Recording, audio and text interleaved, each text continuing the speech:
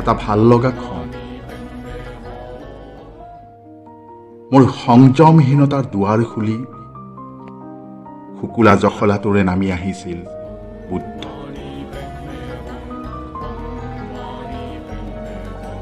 মই থমকি ৰলো। এন্ধাৰত খেপিয়াই চালো তোমাৰ নগ্ন নাভিমূলত তেতিয়াও অলসিতে সাৰাই আছিল বাসন্তীৰ জোনাক।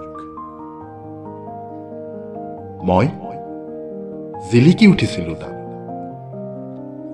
হয়তো সেয়ে আজিও অজুহাত এটা পালেই পাহৰি থাকিব পাৰো মহঙা দুখৰ ভাজত সাঁচি থোৱা খেলুৱৈ গজা নীৰৱতাবোৰ।